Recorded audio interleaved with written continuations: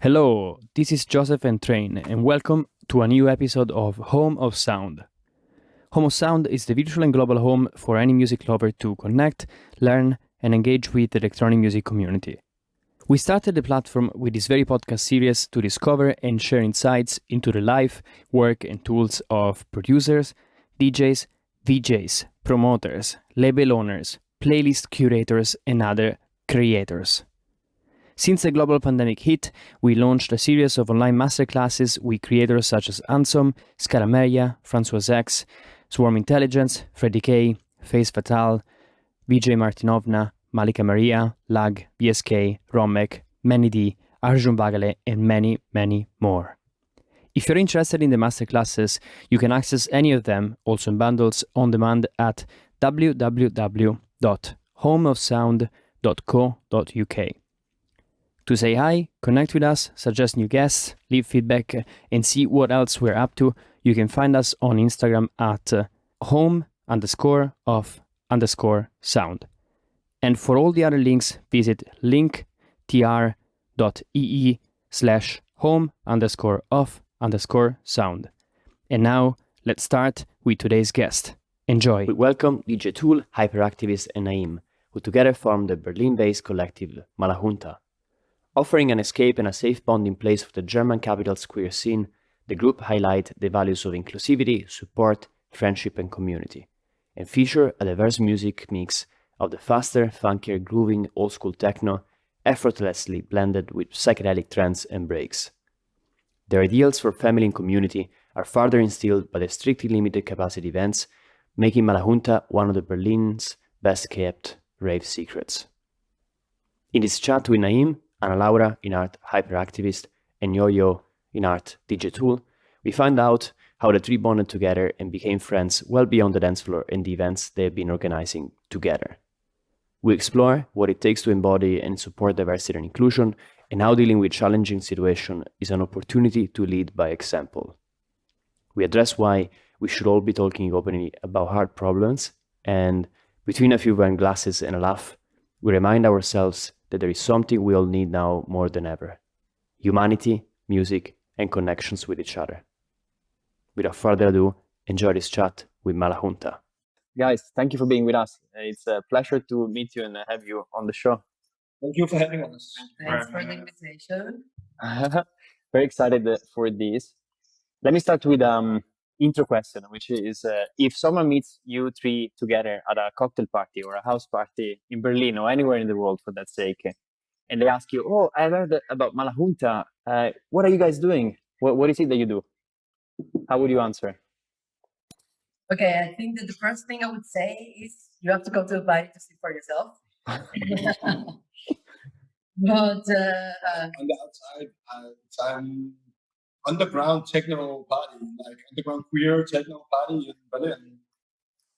Then I think underground queer techno party that has a special vibe that you definitely can only feel it if you're there, with also a unique sound. So that's like funky, it's groovy, it's sexy, and it's fast. So also And it's smaller and more intimate.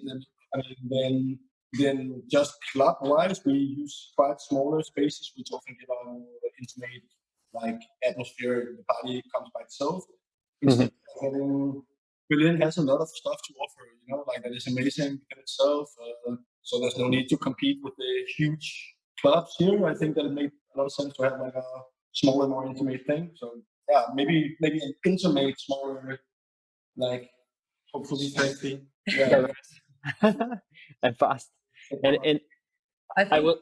something that is important about Mala Junta is that when we thought about starting the party, we never really thought that the party was going to grow into something big or that it was never the plan for real. What we wanted to do was a party for friends and friends of friends, basically. That's also why we started doing it in Melancholy, because Melancholy really had that cozy, perfect quantity, amount of people possible that give this like possibility of having this like friends and friends of friends party. Also, I was already doing mess, and me and Joachim were becoming closer and closer friends, and we were discussing about the possibility of doing a second party. And at the beginning, I was thinking like, well, I'm not sure if I can handle having two parties at the same time, especially because each party is every 2 months. Yeah. So that means that when I was finishing one party, the next one was already coming. But at the end, we say no. It's like it's gonna be a small party. There was a lot of friends that we wanted to invite to Berlin to play because we consider they were doing new, fresh, exciting stuff, and we wanted to give them the chance to bring some new friends, underground names, not the usual names that we were like more or less And more also used to see around the city. Everywhere else. the musical profile of Mala Junta is and also was very different from this from the beginning. Yeah, in that way. So yeah, the musical identity, of course, also was. I think that separated those two parts from the beginning. Yeah, I think a big element of Mala Junta is definitely the sound. I think it's the music that definitely we, and especially Anna and Jojo, of course, when they started talking about the project, it was trying to bring a fresh sound that maybe was not necessarily It was not happening. super present in Berlin with very raw, school, faster techno stuff, and now also more trancey stuff and other types of music as well. But at least like the old school, fast, raw techno was not like a super big thing in Berlin at the time. Like not that it was not present anywhere, but it was just not like not so Definitely many not the main thing, and not so many parties where that was the main. So in that way, I think if someone asks me what is Mala Junta, then for sure that musical identity is important as a faster, raw, old school techno party in that way. Then politically and how the party is looking is of course something for itself, but that you will have to see when you go there.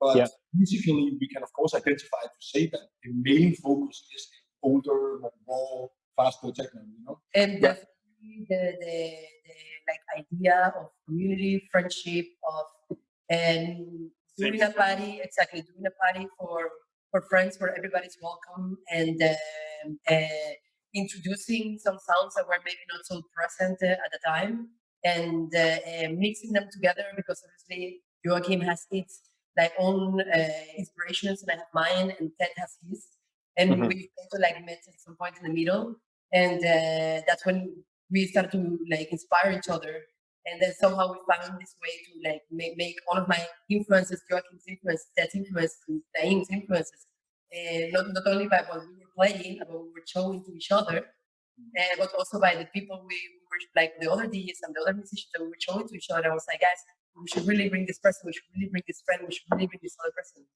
So I think like it's not one thing that can be defined as one thing. It's just like a lot of little things that came together to make Mala Junta.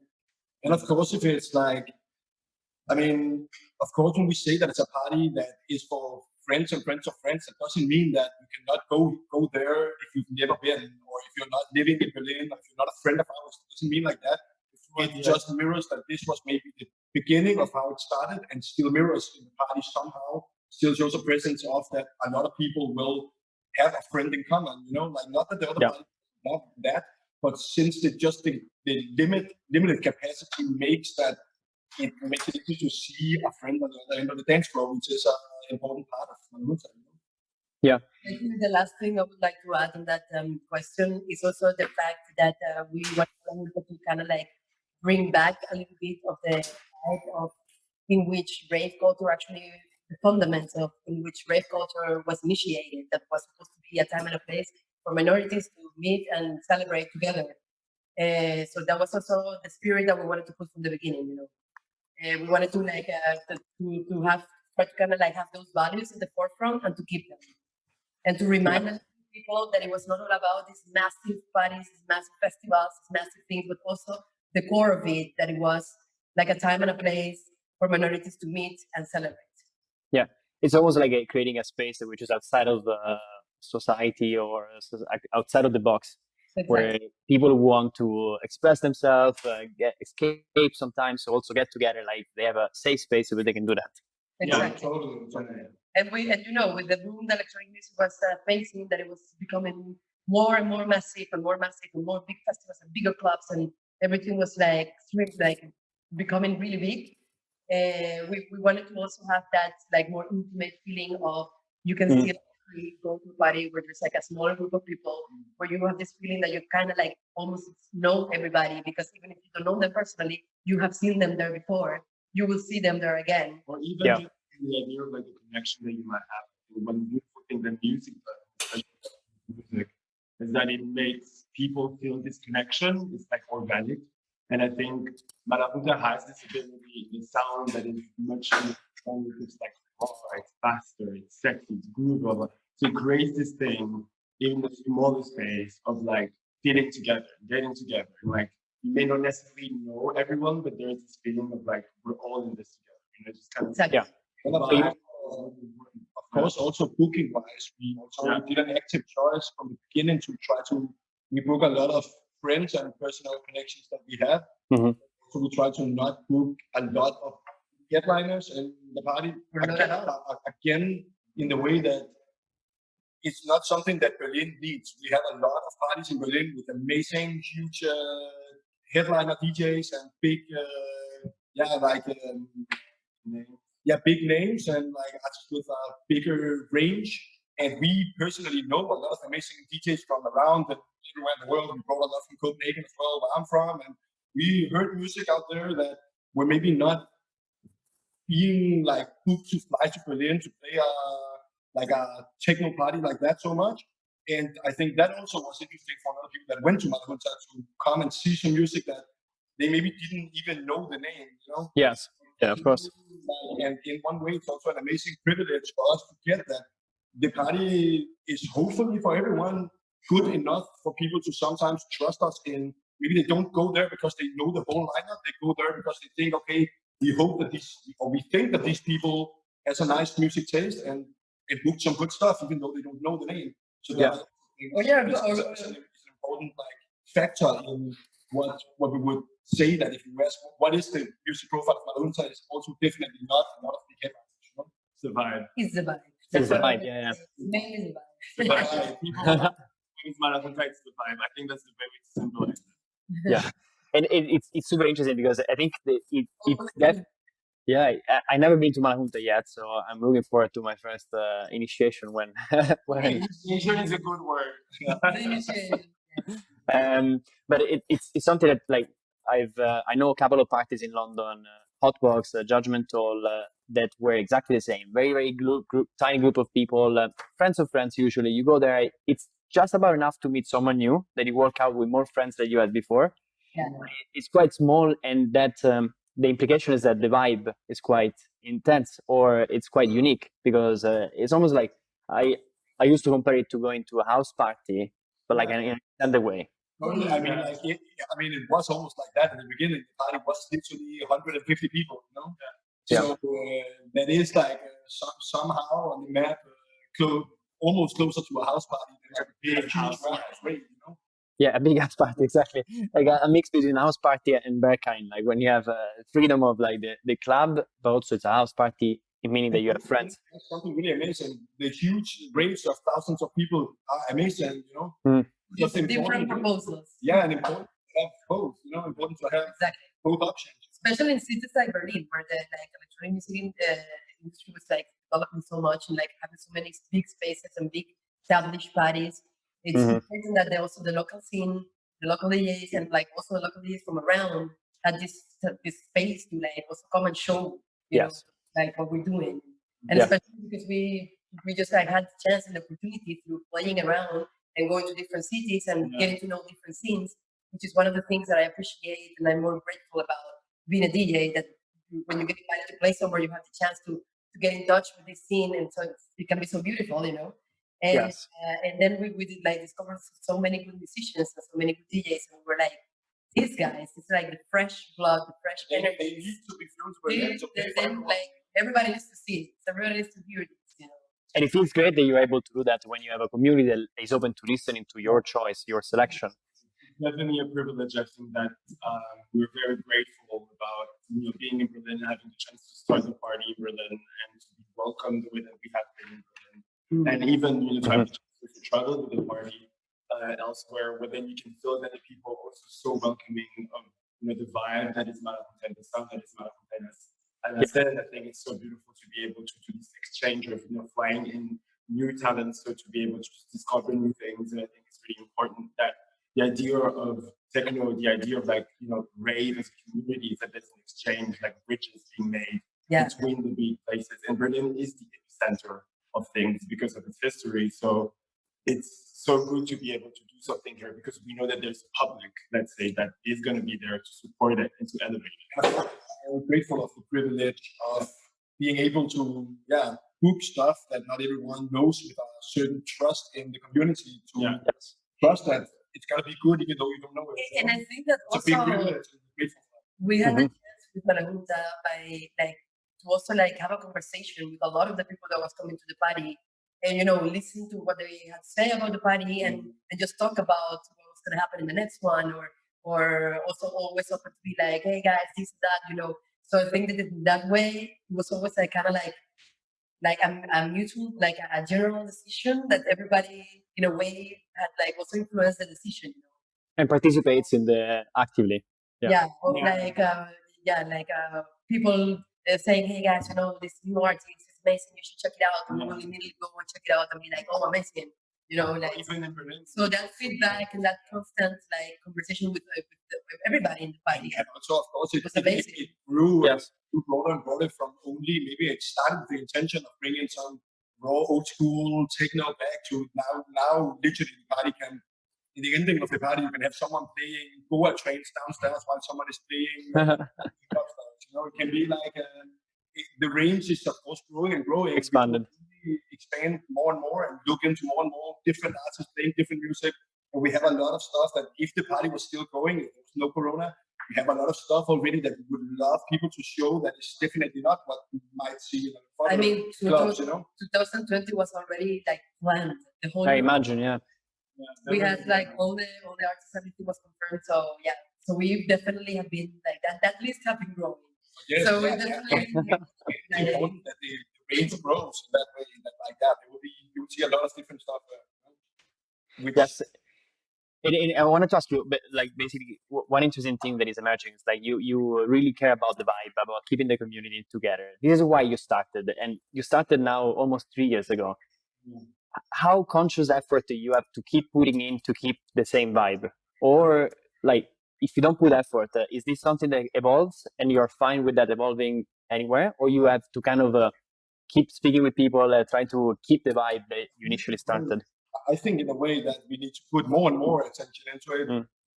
Not that we didn't do from the beginning, of course, but of course we have to be conscious, constantly aware of course, it gets more attention, it gets bigger, the amount of people are following what we're doing, and then keeping the same intimacy that we're talking about at the party is of course also from being more consciously aware of that the steps we take can affect a lot, of course. And of course also, if you might know when we started the party, you might know, okay, we want to book this and this for the first parties. Now, of course, we have to dig deeper and deeper and find more and more stuff. And then at the same time also, the more people that wants to go to the party, of course, the selection is affected by that. And our, of course, everything is you have to pay more attention. The bigger the bigger the reach is, I think. Yeah. And sorry guys, 1 second. Can you try to put down the volume on Instagram? I think someone is messaging us that they hear my voice, they hear feedback on my voice. Okay, now it's all down. All down? Okay. Yeah. Guys, if you still hear the problem, let us know. Otherwise, I think it's fine. Okay, now it's all down. Okay. Yeah. But that's not the microphone problem. Not just is that the microphone or is it good? Can you guys hear us okay? Okay. Better now? Good. Seems as to okay. I don't know. It seems okay. I'm gonna ask. Put down the volume. Still no. It's still a problem. Still have feedback. Okay. Let me try another thing. I'm gonna switch. Put my headphones. Actually. And if it doesn't work, worst case, we move people to Facebook. We send them a link. Is it better? A bit. Okay. Saying, shadow obscure shape. Let me try. Yeah, okay. But because Is this better, guys? A bit better. Is this okay? I don't know. Yeah, okay. But it's coming. Better? No, a bit. Sorry, technical problems.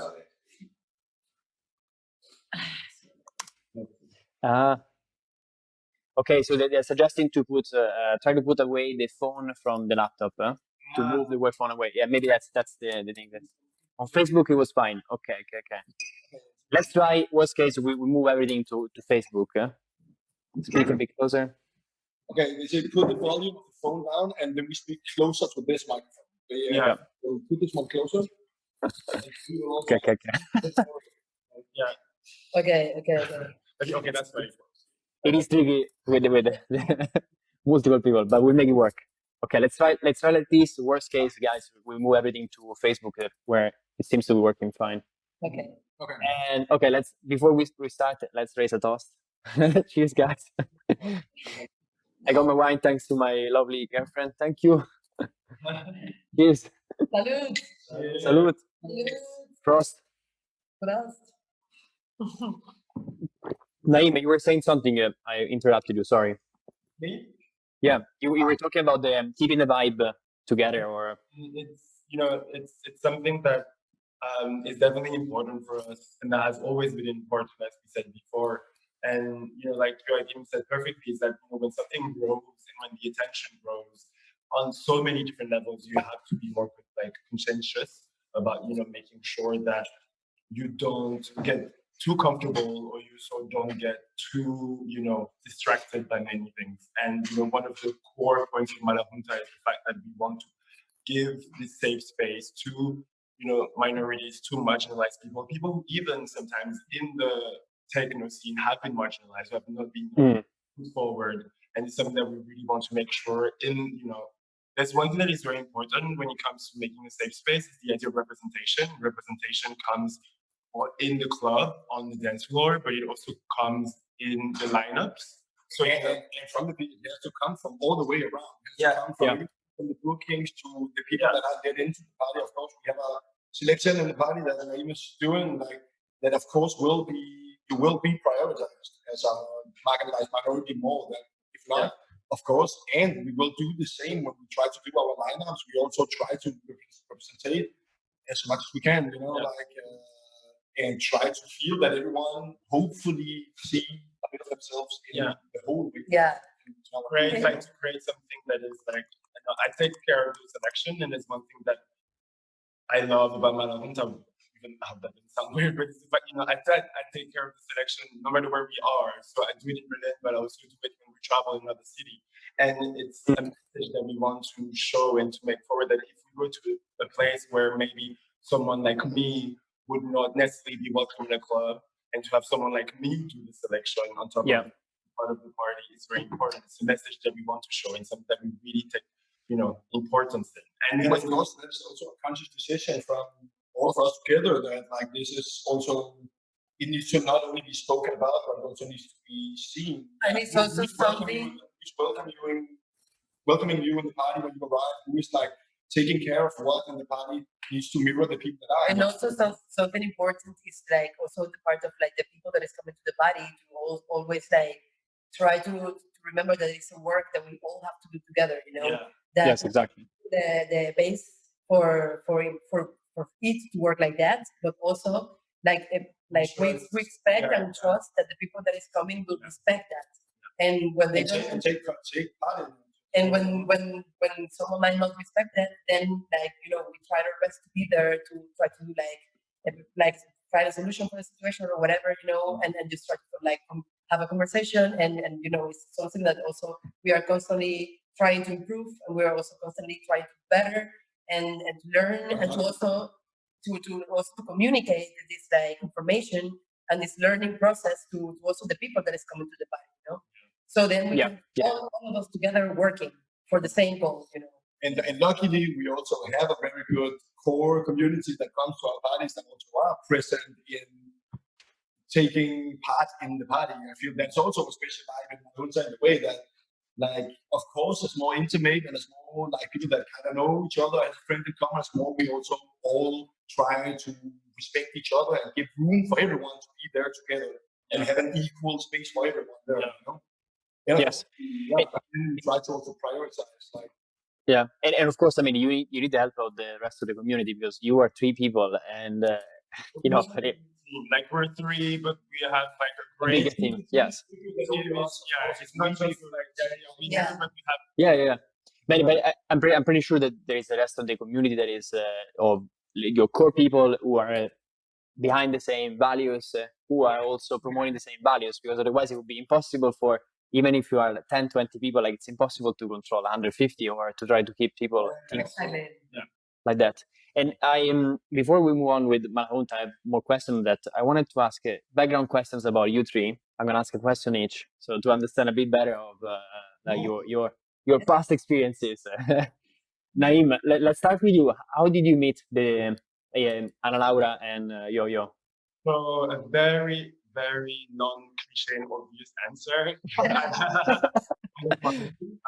met them just like at parties. Like separately, we have like close friends in common, and we met at a party, and it was a bit of like a love at first dance floor sight, I would say. It's I feel very lucky, and I'm really kind of thankful to be working with them and to consider them more than friends, like family. Same the other way. That's something that's organic, and I also am kind of creatively to be so inspired. I know that they're always gonna make me dance until I cannot breathe anymore. And it's like when there's such finish, or when they're not playing, we go out together and we dance together, and it's very kind of like organic. So, and not only when it comes to the party, but also socially. We are best friends. Yeah, we have yes. I think that's also something, like, not to interrupt, like your question, just that we organize this together, but also besides that, we are best friends. It's not that we only work together. Yeah. For me, in the context of this, Really, that is like more than best friends, we're family. Yeah. Because we're like, each one of us is far away from their houses, from their homes, and we come to Berlin, we meet here, and we really become our family. Like, Yes. for sure that I'm really far away from my country, I'm really far away from Venezuela. Like, it's not easy for me to see my family, and for me, the guys are my family. So seeing the other way as I said, I think the context of meeting about Mala Junta is one thing, and of course it takes a lot of time, but we spend way more time on just being together as two family, which is important. And I also think maybe mirrors as well, that you can feel that it's not a job, it's something that we do, like Because you together. yes. it's the lifestyle. What was so you guys all became friends and family eventually before Mala Junta, or before, like basically the idea of Mala Junta happened After we were close, and it was like the Mala Junta made us obviously like closer. But what is maybe I hope felt by the people when they come to the party, the people that know us, that know the party, is the fact that they can sense that it's a true bond that we have, and bond that we have, but also like, and we go to the artist dinner together, we go to the party together, we go to the together. And I think also something that actually I forgot to mention on your first question, like something that I think that is very important is that before we did Mala Junta, we've been already spending a lot of time in Berlin, and we've been like going to all the other parties, supporting all of our other friends that have parties here in the city. And I think that spending that time on being in the dance floor in other parties with everybody also helped to have that feeling of being really close to the people that comes to our parties, because we've been sharing already so many times together with a lot of people that has been in the party, but just by being in the dance floor or having and still, Mala Junta is over, and we close the gas, I close everything and go somewhere else. Whenever we're not doing Mala Junta, we go to another party, another weekend. And I think that's I don't know, because I haven't been to Mala Junta yet, but I think that's big part of how people respond to your vibe, is because you guys are friends with each other already. You bring that vibe, you set the example, that the closer group kind of follows the example, otherwise it wouldn't be there, right? Or they believe in the same things. Very, very good mind. Yeah. That's hopefully how What holds us together, everything together. Yeah, and it spreads out in the body. You see, there's a friend group, and then there's closer friends, and that spreads out. Pretty divine. Yeah, that's the benefit of running a party that is not massive, because essentially the last person who comes was never come. They will either adapt because they enjoy, they believe in the same value, or they will not go there anymore, right? Definitely. It's very like there's one thing for me when I'm bored that is very important is that the people that come when they go in, because I'm gonna be doing the selection for long hours, that I'm sure that they come with a dance. Yes. They're gonna go dance for me because I'm gonna be for hours outside. So I want them to come and dance happy and celebrate. And maybe they can go back to, let's say, I don't know, to Holland. Do they go back to France? Do they go back to maybe Berlin? And they just be like, you know what? I felt like I could do that. And when I'm in Jojo, I think this is that I always feel like I can do what I want to do, and I can be who I want to be. And I think it's something that is very important in friendship, and it's very important also in the party that we want to do, is that people feel supported and elevated. And yes, they walk out in a way better than they walked in a way. At least everybody walks out hopefully with a smile on the face, feeling like, wow, like we had a really nice time. We're part of something really nice. And we try to make it as a party. Also, again, when we have two smaller dance floors, I would definitely go to that. Then, like, you're there to dance to music, more than you're there to small talk and For me, I'm not that of course you can go right now, but I mean that should be the main focus, Yeah, exactly. And okay, so let me ask another question to Ana Laura. So you come from Venezuela, and you have started also a club over there called Solo, if I'm not mistaken. Yes. What was it? Eventually you also run your other party, Mess, still in Berlin at home now. What did you learn from that experience? Let's say Solo, also Mess, that you brought to Mala Junta? From what have I learned from the experience of having Solo and Mess that I brought to Mala Junta? Well, I think that all of those decisions started for Solo, because Solo I started it when I was 19 years old, more or less. I was already very much in touch with the electronic music community in Venezuela. For me, really getting to know the community and getting involved in the community was a turning point. Because before that, I always felt like I was an outcast. I always felt like there was something that I was not entirely fitting in. And I was studying in a school. When I finished studying the school that I went to uni, it was when actually like the world opened up for me in a way, because I felt I was very protected in the school. You're with the same people, your same friends. I was very young, but it wasn't until I graduated that I was like 17 to 18 that I went to uni, and then I started to go to the first electronic music parties in Venezuela. And when I first went, I realized, okay, this is it. I want to be here. I'm not a freak. I just like something different and what my culture was offering me. Yeah, I know the feeling.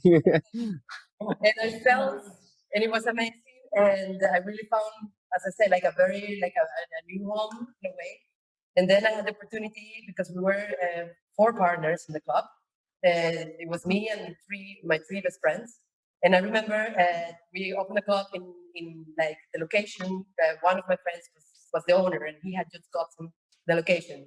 And one night, like he picked me up and he told me, I have to show you something. And he picked me up, and we drive on the way. The house was like a typical old school house in downtown my city. My city is the warmest city in the whole country. It's 45 degrees the whole year, and it's in front of the ocean. It's very warm. So the typical houses were very beautiful because they had really long windows and really long doors, so the wind could come in. Because this was before air conditioner and before all of this, so that was like the natural way to get like ventilation in the house. Yes. So these houses are very particular, very beautiful, and it was 2 floors and with a beautiful inner garden. And he showed me and he told me, okay, so I just got this, and I'm thinking about what to do. What should I do? And I turned around immediately. I didn't thought about it. I told him, we're doing a club. And they say, yeah, that sounds good. Yes, we're doing a club. Fair enough. Like there was not really like electronic music club in my city. Like my city is the second city in Venezuela. It's called Maracaibo. And there were things going on in Caracas, but not really so much in Maracaibo. There was not like exclusive club for electronic music. So we decided, let's do the first exclusive club for electronic music. Wow. And that's why we call it solo, because solo means alone. And Yes. it was the only one, you know. And we started very DIY, but little by little, we had it for 4 years. Little by little, it became an established club. And it was an amazing experience because we started a very interesting circuit within the country first. Then we started to fly in all the other musicians and DJs from other parts of the country. Eventually, we started to like also bring people from other countries, and it was going great. Unfortunately, the political situation in Venezuela ruined everything, and the exchange control imposed by the government, which meant we could no longer freely access euros, dollars, or any foreign currency. So we could no longer bring any international artists. We could no longer buy instruments. We could no longer buy records. We could no longer buy anything. I was the youngest one in the project, so little by little, my partners started to leave the country because of the situation. But I was still studying in my university, so I was like really crazy about leaving. But my mom told me, finish your uni, and when you finish your uni, you can go whatever you want. But go with the title and with your like with some to start over, you know. Yeah. So that was it. When I as soon as I finished, I left. I didn't even went to my graduation act. Yeah. Wow. I was so crazy about coming to Berlin. You What, know, my university. what did you study? What did you study? the act because we had to wait for 6 months for the act to get a diploma, and I was like, I'm not waiting 6 months. I'm done. Right before that, my plan, because I studied journalism, and my plan was to go to Barcelona to make a master in journalism. But one summer, I came to Europe, and I had one friend that was living in Berlin, and he was telling me, listen, like, you really need to come here because for what you're doing, for DJing and making parties, this is the place, this is the place. So one summer I came, and that was it.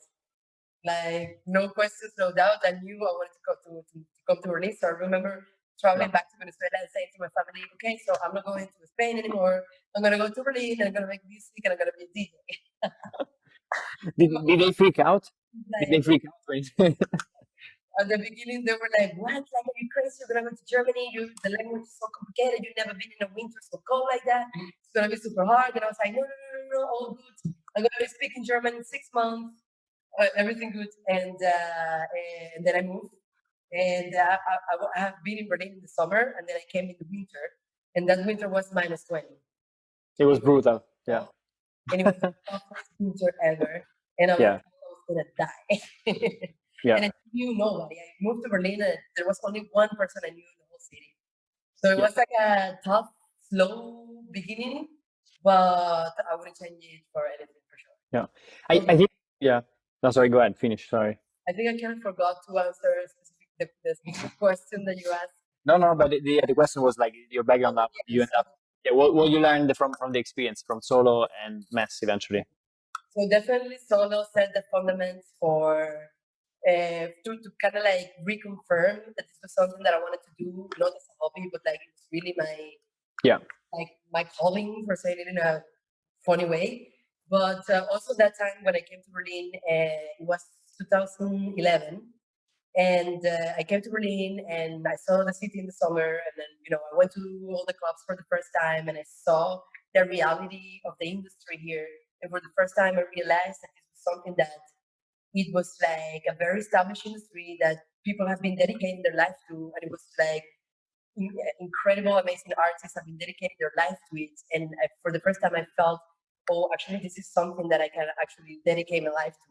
Yeah. And it showed me for the first time that it was like a reality, because in Venezuela, it was something that I loved to do and that completely and absolutely saved me, because with the situation, the political situation, we all needed escape, like all people, all desperately needed escape, because everything had been about the regime and everything's becoming worse and worse and worse by the day. So we needed a lot of this. And that's why it saved me in that way. Even if it was a bit cliche and corny, but it's true. And to come here and to see that it was a reality that I could like pursue, that for me was definitely a turning point. So for me, having solo, starting parties, playing around, handling lineups. Every weekend I was doing the bookings and, deciding concepts for parties and, making connections with labels, with musicians. And then coming to Berlin, from the first moment I came, I already knew I wanted to make a party. Yeah. Definitely set the fundamentals for me to do mess and then eventually to come to Mala Junta. So it's all been really like a path of learning experience with a lot of essay and mistake, but with a lot of gratification, a lot of beautiful, amazing moments. So that's And friends, and new friends. Yeah. That's I think that's the beauty of it's almost like a double-sided sword. Like when you go and you move to another country, far away from your family or childhood friends, it's tough at the start, but then it makes it also interesting because there's a lot of other people like Berlin, London, at the cities where you go there, and most people are like far away from home. Yeah. That is super special in Berlin as well. You feel Yeah. like come here, like even though I come from the neighbor country, it might not seem as hard, and of course it is not as hard as for Anna to move to the other side of the globe. But of course, we all have, as you say, this experience that you move to a new city, you don't know anyone, you are the new person in the city a little bit, and you find your way and you meet people. But this city is full of new people, constantly new people coming here, moving around, and a lot of people here are not from here. When you take like smaller cities, like where most of the population in the in the biggest city and like where like will all be from there, Yeah.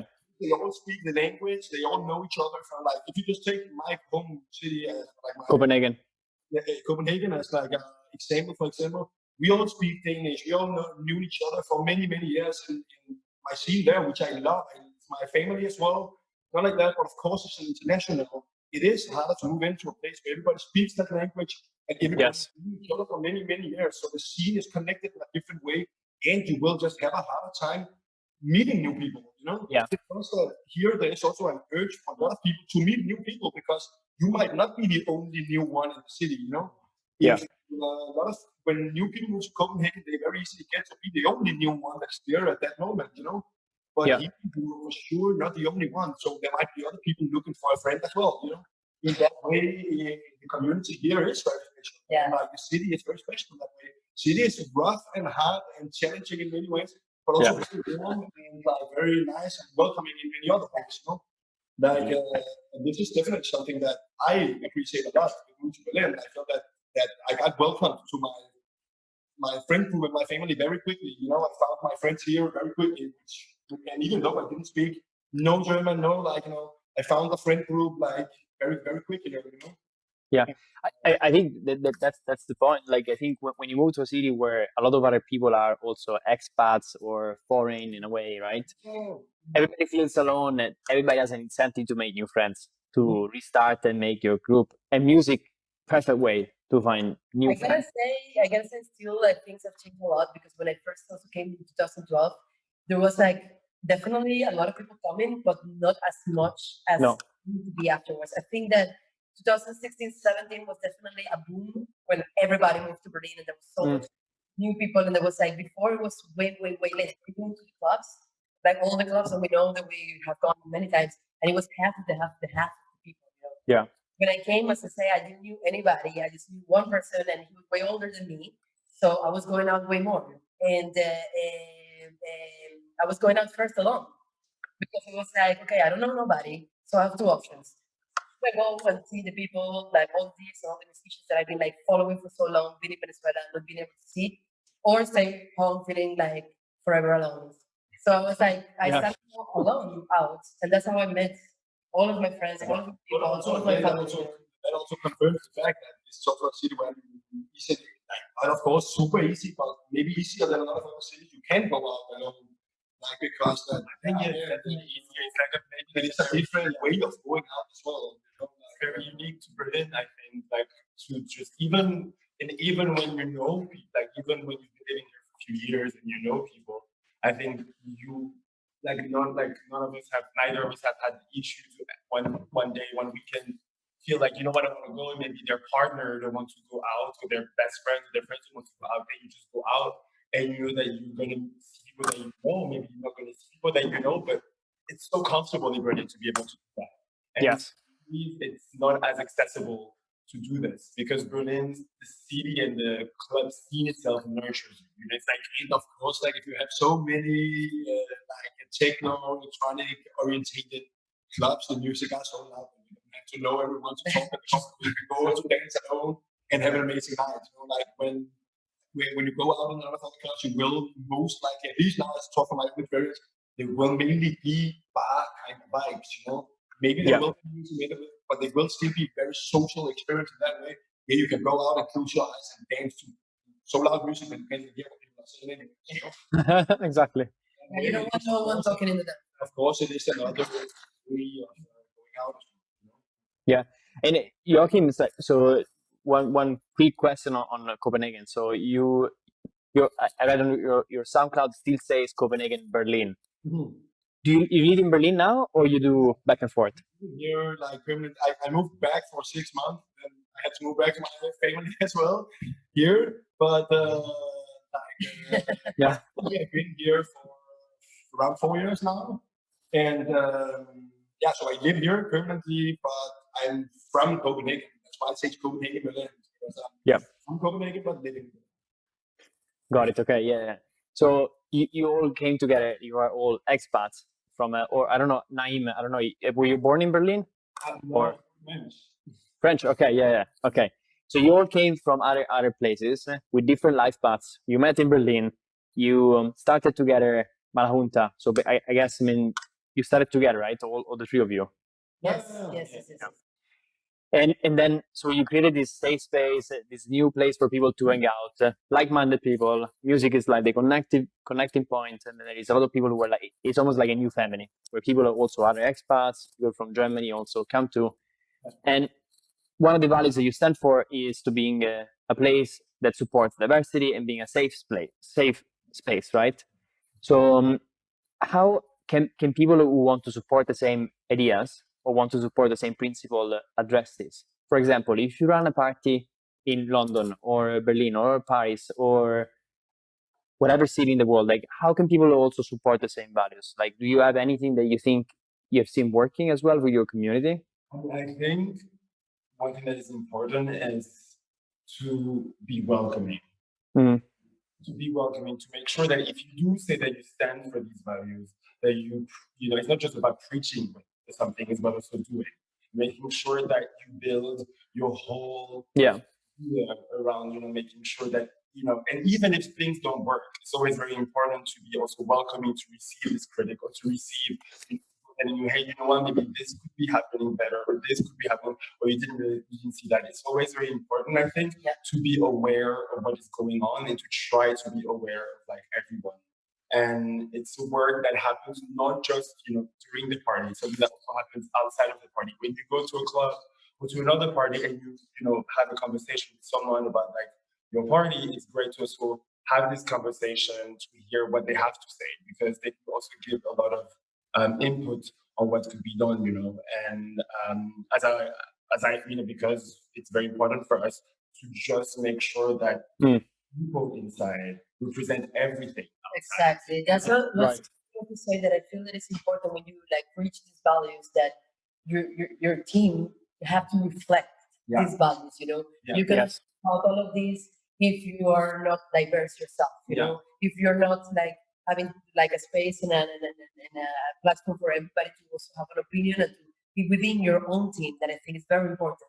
Yeah, and of course, this is not only something that I think this is important as well. That it's not something that we only do in our party. Our party is a safe space, of course, because that's how we throw our party. But any other thing we are involved in as well, and will have the same values. Because we stand for these values by heart, not only as a of the party. And I think that this is like something that it needs to be, because that we think that this is the way that things in general should be done, that the society should be open like this. So because the society is not open like this, we make our own little society in the society that are open like this. So it needs to come from a deeper political like awareness and understanding and like dedication to try to make the world a better place. Therefore, you make on a micro scale, you make a party that is hopefully mirroring these values, So I think in that way, and all of us come from different political backgrounds and are engaged in these sort of values on other levels as well, you know.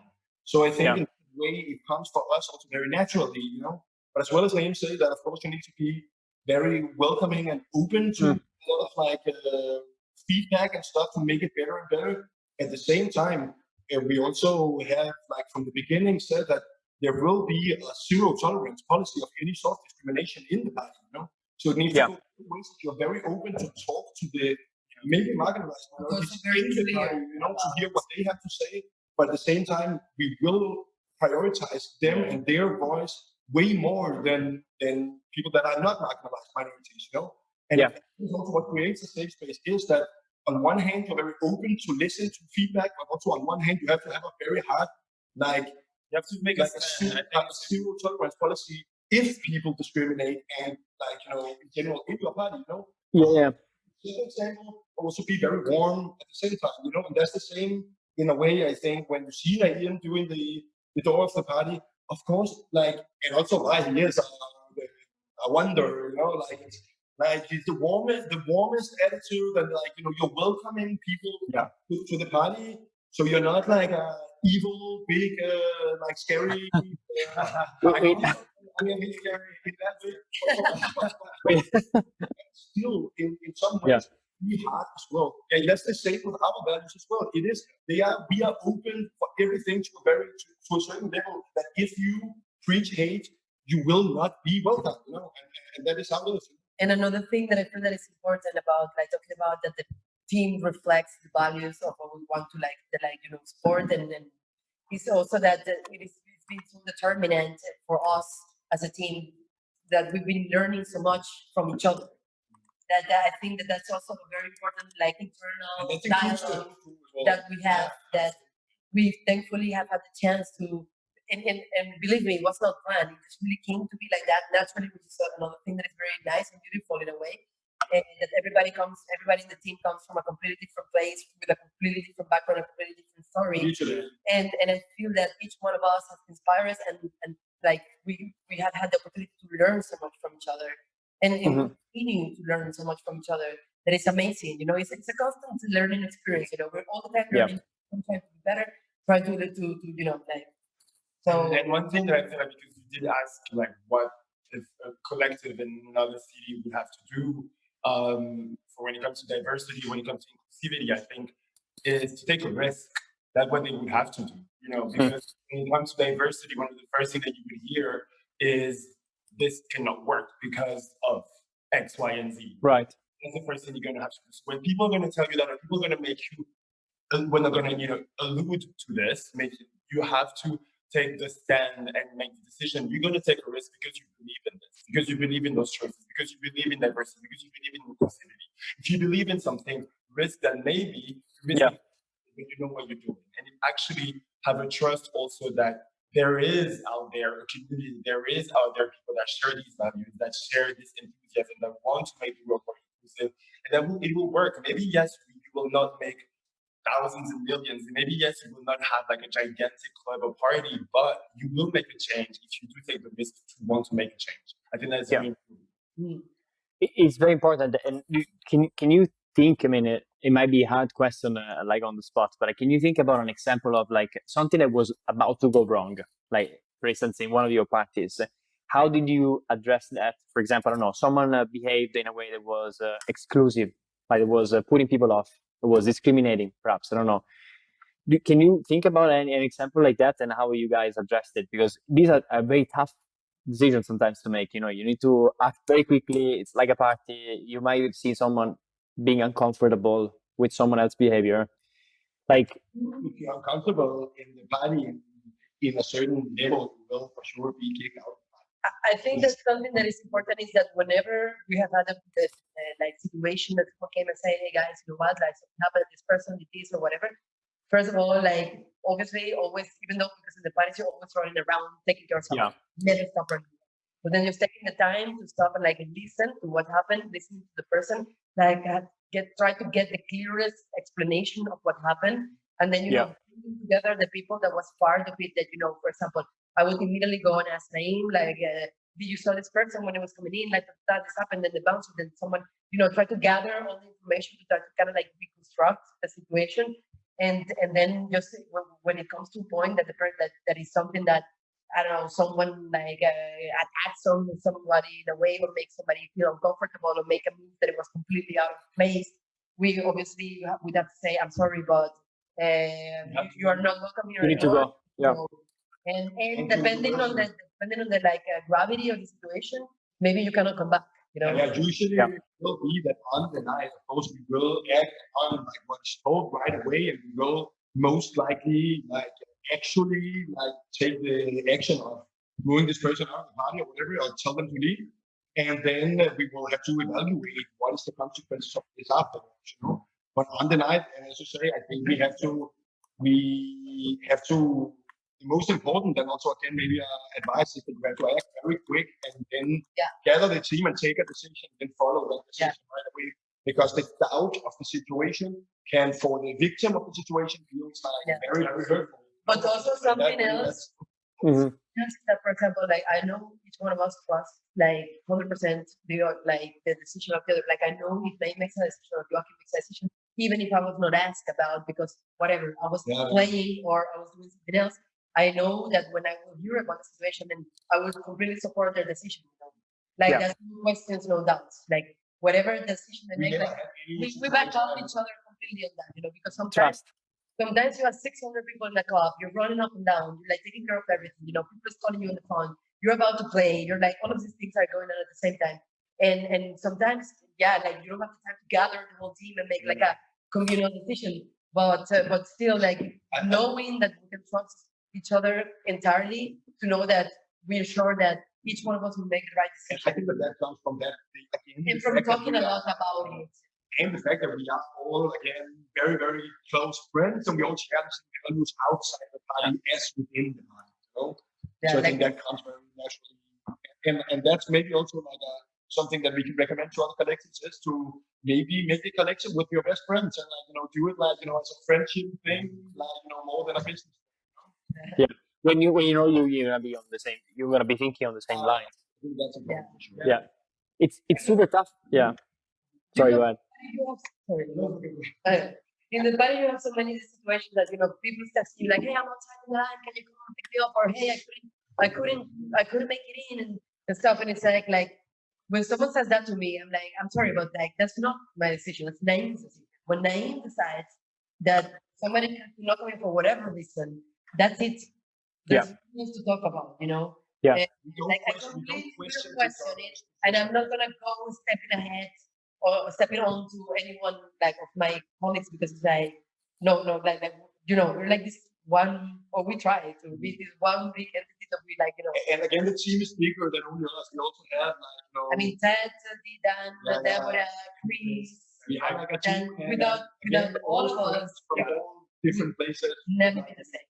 And the support of all of our close friends that you know that they're there for us, they're there to like tell everybody about, hey, the party's coming or whatever. Like, you know, this is a really like a team and like a friendship effort. You know, everything happened because we had the support of like our friends and the people. And as well, if something happens in the party, I feel that since we have so many friends in the party, we will from a friend know very quickly if something is happening because the people don't feel. And it's also the thing that we're afraid of coming to us. Yeah. Like they are friends. You know? Just come and say, hey, there's a situation or whatever. And we're also not afraid, I feel, to intervene when something happens, if something's happening. You know, it's not like, of course, because we work in nightlife and it's a club, there is a security team and everything, but we definitely want to be on hands, without a lack of a better word, of like, you know, to be present to take care of a situation, to be present to take care of, you know, unfortunately, if someone is a victim of something, or if there's an altercation, if there's any situation, and we're not gonna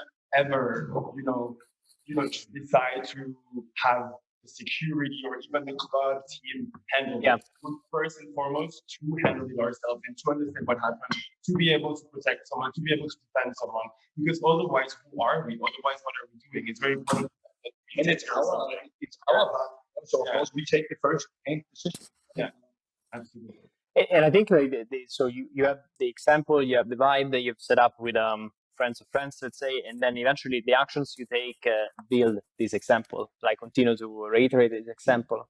That creates the culture, what I would call culture, like the some of the actions over time, like eventually that's what you are showing your community. That's like, this is what you stand for. And so this is a question from our previous guest. They didn't know you were gonna be next, so it was unintentional. They say that they wanted us to ask, how do you see the current problems of the music industry right now? What are the current problems, and how do you see them? I don't know.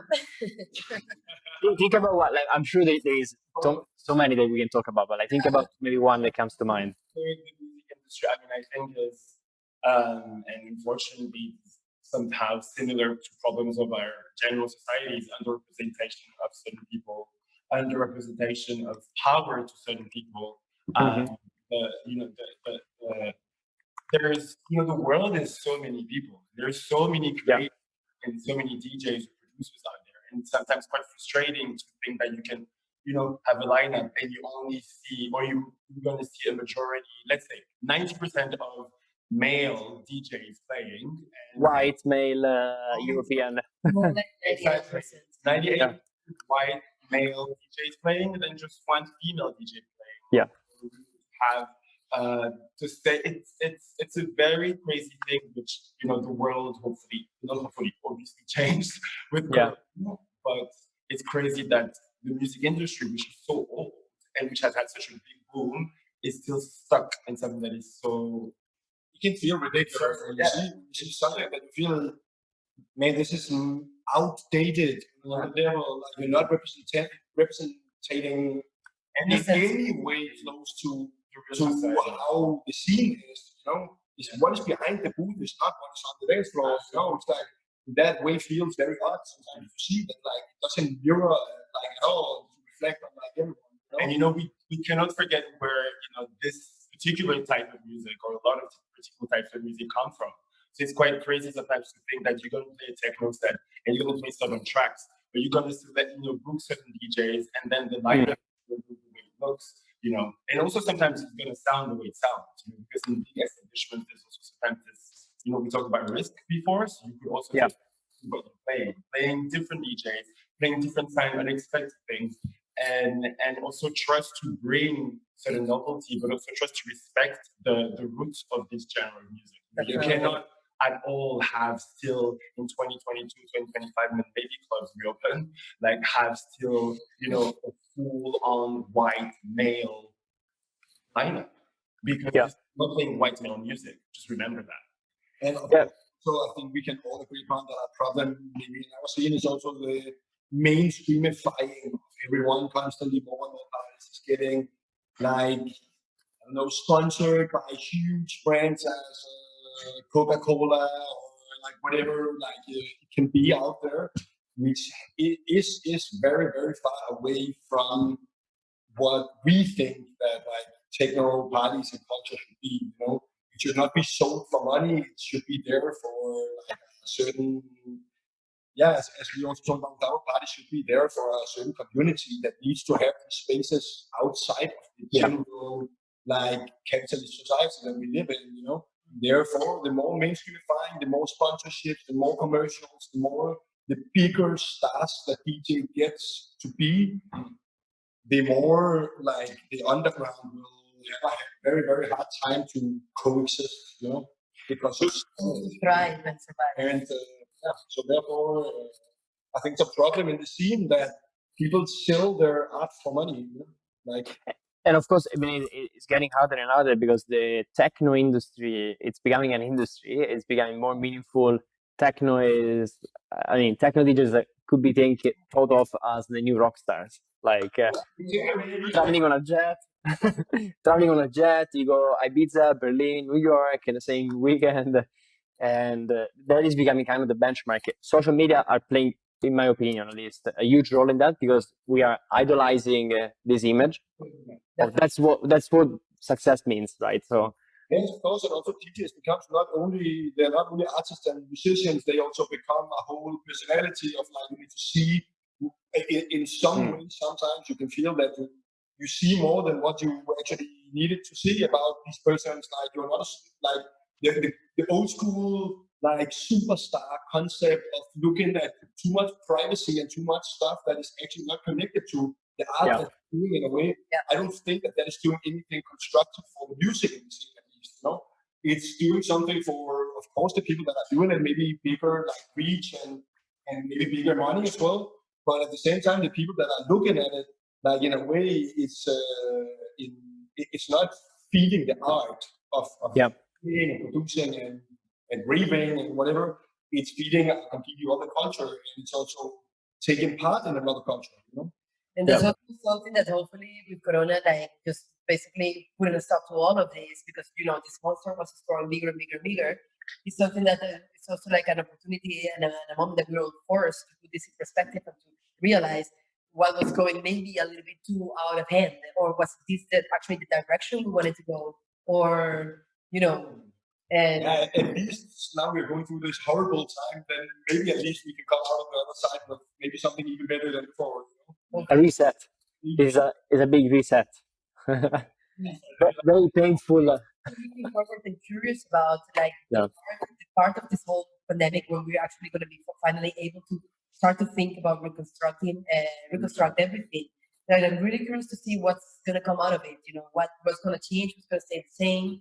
Because it's also human nature to try to just try to keep the things the same as it was, because then you will feel that they are like normal as it used to be. And unfortunately, because that there are not parties and not the places to do our art and for everyone right now because Corona, it has, in my personal opinion, definitely not done something good for the scene so far. It's also done that a lot of people are struggling to feeling that they get forgotten and they need to find to make sure that they are still having a certain importance and a certain reach and discount, including everyone, myself, everyone, including that you feel that okay, now we're not doing what we're supposed to do. Yeah, so much.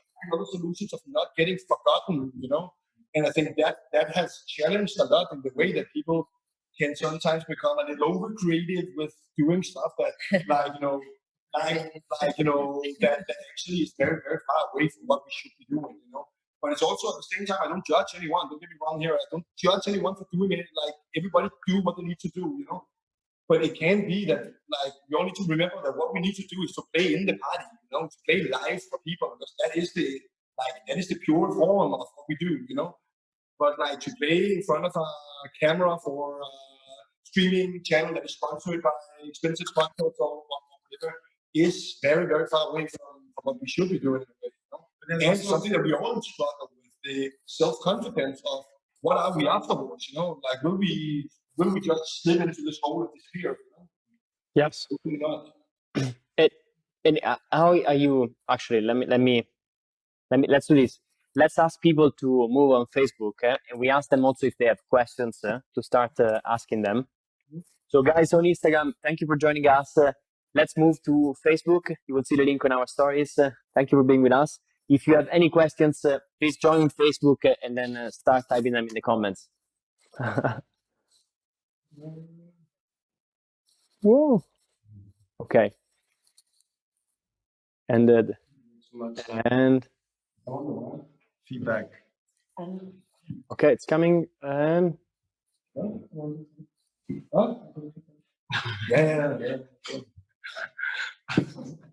Oh, slide.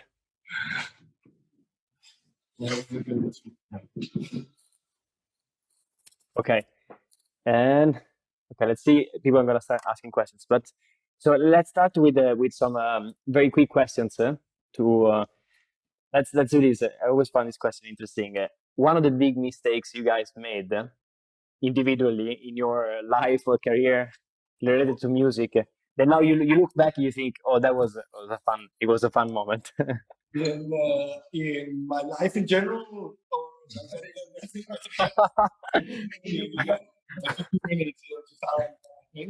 but In your musical career, I feel it's like there's definitely when you organize the party, when then you organize the night, and it's not trying to have a way out of the question, but I think there's definitely a lot of little mistakes that always happen. You know, maybe the Yes. not working how you wish it was working. Maybe you didn't like structure the line when you wanted, like, you know, the line outside you wanted to structure it. Maybe like there's so many little things that happen that we constantly wish I think that we had done things differently because We try to get better. it's sometimes hard. You always come up with one big mistake. One big I mistake think that we we have to like. But it could be like it doesn't have to be the biggest or like anything. Like for example, what you were saying, Naeem, is you learn. I always think that like you learn more by doing mistakes than by doing things right. Definitely. I think- of course, we all Tuesdays. Yeah. I mean, like I do Yeah. think it's the times they like many times where you by accident stop the wrong track or something like that. Then if I should say that, like, you know, or you backspin a record and then it started on top of the other one again, or something happened in your set, and the mistake is not. What you need to remember is that the mistake is not doing that. The mistake is judging yourself so hard from it that the next hour of your set you're shaking and being like, you know, scared of like, oh, like they're all thinking about it for the next hour and you're freaking out about it. And the only, like, if I should say to anyone to do that mistake, it's just you. It's just real. It's just because you're human and not a robot that is staying life with people. So these mistakes will happen, and just laugh from them with the people instead of judging yourself. Because the first many times when if I did a mistake like that, I could not forgive myself like for the rest of the night. You know, like Yeah. for the set, you're like, no, like I think I just want to go home. Like here, and it was like it was a second that the music stopped, or it was one record that slipped with the other one and didn't completely beat match or whatever, something that happened.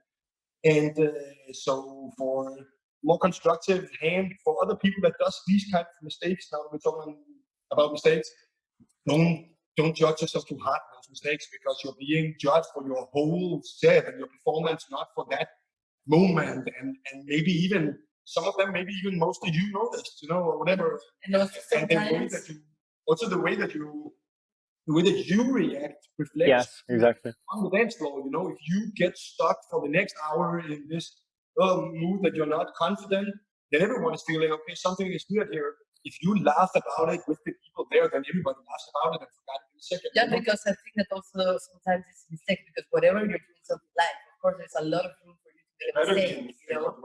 But also I feel that the way you approach them, it could lead them to be either a disaster or to be actually even almost charming, you know. Yes. So at the end you remember, oh, this is happening live. Like this person is doing this right now in the moment, you know. And I And of think course, that sometimes you're doing a lot of stuff at the same time. You're organizing the party. We're there from the beginning to the end. You're playing for many hours at the closing in the end. You're not playing the last 8 hours of the party without making one mistake, and then you cannot be so hard on yourself and you're gonna judge yourself for the rest of the like set, you know. And, Yeah. you know, so I think You- you judge yourself into one sometimes. Exactly, and eventually, like it's impossible to never make mistakes, even when you have tons of experience in whatever field. It could be like running a party or playing. Eventually, we will always fuck it up. We're humans at some point. And okay, let me ask very quickly questions to each of you.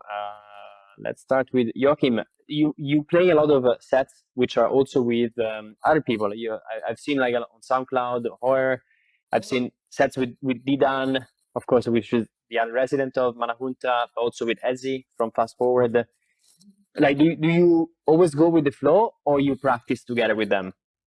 I would say both. I would say that usually we practice in the way when I've been doing the sets with D-Dan, it's actually been that me and him never really planned the set in that way. You know, we might have planned like the first track and the first two tracks maybe, but even in very long sets, it's always been the fact that we just had very long nights of playing in my house and before, you know, and that without talking about what track we should play in the specific party that we're doing, like so that way we don't practice a set, which I in general don't think is a really good idea to do because you don't know where you are, like, you know, if you're playing late in the night, you don't know how the rest of the night was. Like, if you're playing your set at night, you need to, of course, you can play the frame of the set, which vibe and which style you want to play. But of course, you need to be spontaneous and fit in because the set is, at the end of the day, supposed to be for the people on the dance floor. So if their mood is a little bit for something else. I think it's also the art of DJing to be able to have a big library of music that you can change for that vibe, But at the same time, of course, it's important that you can for sure not book me back to back with someone that I don't know, personally. Definitely, it's very few people that I do it with. Of course, me and Anna does it. Of course, I do it with Easy as my brother, and D-Dan is one of my best friends, So it's in that way. I feel to do a good back-to-back, you need to have a personal connection and you need to know each other's music. You need to have been listening to countless hours of music and playing together, in that way. But to plan the entire set, I mean, I've not done it, not the entire thing, Or at least maybe if we've been nervous about a specific gig, we've been trying to plan something, and then it always ended up somewhere else. It always ended in of course. that record instead of that record. It always in the end it happens like that, and I think that's also important for the DJs in general, But To go with the flow. I think also that it's important that the back-to-back shows are it both mirrors the on the actual set that you can feel that the people have been playing together before, and it's not one playing on top of the other one or one track and one track and one track and one track. I would book two DJs to play one DJ set. If half is playing their own DJ set and half is playing their own DJ set, then just book them separately, Yeah. But which happens often because a lot of promoters sometimes want to do this for to publicity reasons or whatever. You have this. They take two random DJs together. And I think a back-to-back should somehow be a third thing. Then one thing alone, another one thing alone should hopefully be another experience. Because if it was not, then why do it? So of course we try to. When I play with Chad and D-Dan, we definitely play differently together than we would play alone, both of us. Yes, it makes sense. To answer the question, no, we don't plan the set. So the approach is going with the flow. It's what works better. Yeah. Going with the flow for sure, but knowing each other's music. It does help. Yeah. Nice. And Laura, for this about mess, your party mess. Do you remember any joyful moments in your path where you felt fuck, I really created something amazing. I'm proud of what I've been doing. I think that thankfully there has been a few ones, but I think that something that was very important is because I started Mess because basically I came to Berlin. I met some of the most amazing women personalities that I've met here. Stronger, amazing, interesting, smart and creative and talented women that I've met in Berlin have been amazing. And I realized, Berlin is such a masculine city in many ways, music industry included. There was a lot of male representation at the forefront of everything, and I just felt a little bit why, because there's so many amazing women here and talented women and talented artists that how come this has to happen, So as I told you, before, since the moment I came to Berlin, I knew I wanted to start my own party for sure. And by going out and meeting other parties, I started to see more and more the necessity of creating these spaces. Because you started to hear more and more often that you were going to a party and you hear more and more often that, friends couldn't make it in because there were too many girls. Wow. Or these girls could make it in. And, there was a lot of that and it was coming more and more. So I just wanted to make a party that was made by a woman, for women, for queer artists, for minorities in the way that it was women, queer, trans. I really wanted to create a space that was made for and by and for, by women, for. And so that's more or less how Mess is born. Another thing that for me was important is that at this point, when I started Mess in 2018, there was a lot of this conversation happening in the scene. There was a lot of people talking about inclusion of women and women representation. So I thought that I did not want to approach it like that. I didn't want to talk about having a party that was going to be I didn't want to sponsor it. Yes. Only female or because I always found that a little bit for me what was important always was to find a point where we could all work together and take the best out of each other, you know? Not to be, because I felt if I was gonna do a party only for women, for only women, and it was also gonna like left out some part of the people or some parts of the community. So I wanted to do something that could embrace it all, but like coming from this point of being a woman, making party for women, etc. So I never sponsored the party like that. It's not actually written anywhere as like the concept of the party. It's just something that, you know, I organize the party, I put together the bookings, I put together the night, and I just wanted to let people to realize by themselves, basically. And feel it when they get there. Exactly. You definitely feel it. I felt that, you know, that actions speak louder than words, you know, and sometimes you let things talk by themselves. So that's why I never sponsored like that. I never really like went out to talk about like this is the only female party. And for me, a beautiful moment was I just kind of like wanted it to be a night where whenever you would like look around the dance floor, look around the club, you would see like everything. You would see everyone, you would see everybody having a place for themselves, like, and everybody just coexisting and enjoying together. And this is also something beautiful that gives you, because has this, you know, very intimate, very Warm. beautiful vibe. Like, I really love and you're there. You know, you have an amazing sound system. All the team working now is amazing. It's really like a family also, which I really appreciate. And you were just walking, and another thing that I love a lot about is that basically the only thing you can do is dance, because there's no place to mingling and talking. It's just go there to dance, and this is something I love because I go out to dance, you know. And more than meeting people or talking or mingling, I really go out to dance, to give it all. And so these moments were very beautiful. I think it was when people started to come to me, coming like, "Wow, Anna, there's something about mess and something about the night that is really special and it's really different." And I don't know what it is, but there's something really nice. And for me, that always like put a smile on my face because I knew what it was. You know, there's a big difference when you have one girl playing in the middle of like squeezing this like only guys lineup where you like have this expectation, also like these purists, always there ready to like judge or anything. And it Yeah. becomes so much more beautiful and natural and nice when you don't have this energy and when you can like everybody that was coming to play one after the other, it was more like a sisterhood, you know. And I really love that, and that really translates to a way more like I want to say sexy, like subtle and like very beautiful energy that really translates in the rest of the night. So Yes. people started to come to me and say, "There's something very special about that, something different." That I come here and the energy is nothing. For me, was like that was like a definitely a moment that I realized, yes, like this is what I wanted, and you know, it really came to happen naturally. It was not something forced. It was not something that I had to advertise or like to fight too much. Like, you know, it really came together, and that was amazing. And so yeah, for me, that was like a moment that I realized we kind of like we did it, you know. And Yeah. from there, it was setting the standard like like like way more up and more up and more up and more up, and just try to be better and just try to do it every time better and better. Yeah.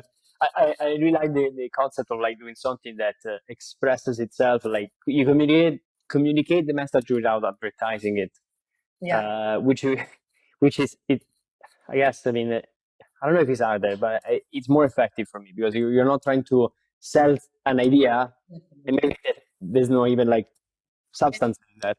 Because as I said, like I felt that in that time there was a lot of like people talking about this, and I felt that unfortunately a lot of like situations like let's make like the bigger events, bigger festivals, were you know trying to like fill in these spaces, but it felt that it was more because they were scared to be called out than because it was like really what they wanted. Definitely. That is still You a know, problem. and I just wanted to give like a platform for all of these amazing artists to show their work because there's so many good and talented artists, you know, that Yeah. and it really came together really nice. Like yeah, it's been a lot of work, but it's been amazing and very gratificating to see it work. And Yeah. just like stand behind the dance floor and they can like pan on the stand behind of the DJ booth and like just like look around the dance floor and just see everybody, like all the little groups, all the completely different from each other, coexisting and being happy and being feeling completely welcome and completely like warm and this fem energy. and this family is just like another thing. You know, this like the idea of nurturing is very associated to female energy, to fem energy. I think there's something nurturing but that comes, I think, from the fem energy and the fem in all its variations and forms and nuances. And it reflects as well in the dance form that is with everyone. And it just like really just sets a completely different vibe from the beginning. So So you throw people out of a box, basically, like in terms of like you flip the perception of some people that are not used to have a lineup with just women or non-male artists. And exactly. And as I say, because I never really talked about it, it took sometimes for people to realize what was actually happening. And and I had so many like I received a lot of emails of people like, "Hey mate, how are you? Like I think that would be a total perfect fit for the party." And I'm like, "Have you ever come to the party? Like have you ever seen it?" So because but yeah, that I can say that was basically for me the time when I realized that something was from the party coming to me in the party and telling me like, "Wow, like there's something really nice, like the nice being amazing, it's so sexy, so cute." So for me that was like really the moment I was like, okay, this is working. Yeah, and it's a beautiful thing to hear. And we're getting some questions from the audience, but first of all, let me ask the personal question to Nayme. I read I think it was a previous interview, maybe it was 2018 or even more recent. You were saying something such as along the line of Berlin is like a coloring book, and we would love to go outside and draw outside of the borders. And it's something that resonated with me, like the expression that you used. And I wanted to ask you, like Berlin, it is, in my opinion, a city that is already outside of the borders for a lot of other cities. Like if you compare it with many other capitals, but also other smaller towns, like how can a person go outside of the borders in Berlin? How can you push the limits? How can you go outside of the borders in Berlin, which is already a city that is already outside of the box? It's outside of the box, but I think a feeling that you have when you're in Berlin and it's a reality that I think is for all of us, that actually even when you think that you're outside of the borders, you realize that there's still borders to other people. And there is a constant feeling of like being a microcosm, in a microcosm, and it's crazy because the borders that Berlin has enabled sometimes have also enabled the borders that Berlin has enabled to break has forgotten some others. There's still some borders when it comes to gender identity, when it comes to certain forms of sexuality, when it comes to certain like ideas and perception, is that you always need to make sure that you don't forget that the world can never stop because you think that you've done everything.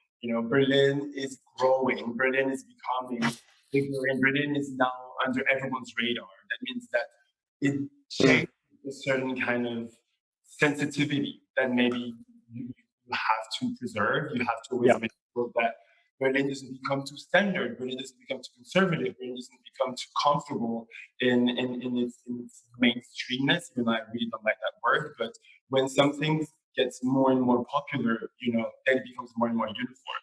So you have to make sure that you preserve this idea of always pushing these boundaries, of always being like ready to change and also ready to question yourself. Because I can say, I think that my ideas of borders when I moved to Berlin have completely changed to how they are now. That's why we want to keep on coloring them, because like borders have been installed by society, by mentality through all our lives for so long, and then you grow up and then you evolve and you realize that you need to push them. But if you were already able to do that before, that means that you can still grow further and grow more open on things. Yeah. No, sorry. I didn't want to. I was gonna ask because people evolve. Everybody, all of us, like we all evolve, and the city is evolving as well. Like we were saying before, there's more and more expats, more people that come from outside. The live here, clubs are exploding with people. There's so many parties now, and that I feel that sometimes Berlin has normalized the party, and maybe that's what you were alluding to as well. Exactly, this idea of like normalization. Hmm. At first seems to be then a cancellation of differences. Yes. And the idea of Berlin is the idea of what we want to do with the party. And what I meant by saying that is that we want to preserve the individuality of people. We want to preserve differences, the out of the boxness of people, the freakness of people. It's very important that we keep this because normalization can very easily end up with, even in its differences, just end up everyone feeling like they're just one thing. And it's never good to be safe. I think it's always good to feel like a little bit something to just like be different and change.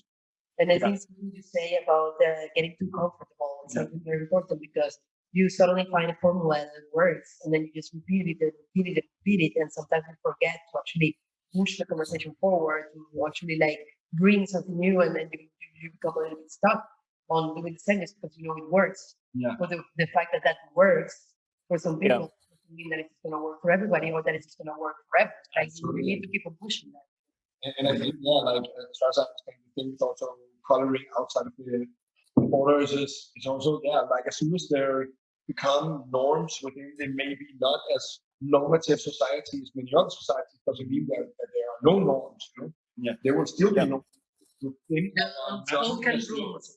And those need to be broken as well. And that means that that's how I achieve what I'm saying. When you say to color outside of that, is to try to color outside of even those norms within our not normative society. And to constantly challenge each constantly other. update and constantly be better and constantly like work on. Challenge ourselves and each other because that's how we're going to become better and better, and that's how we're going to, push like and make to the more next space. level. This city made a space for a lot of people, but we still have a lot of people in this city that doesn't feel that they are as included as everyone else, and that is the focus.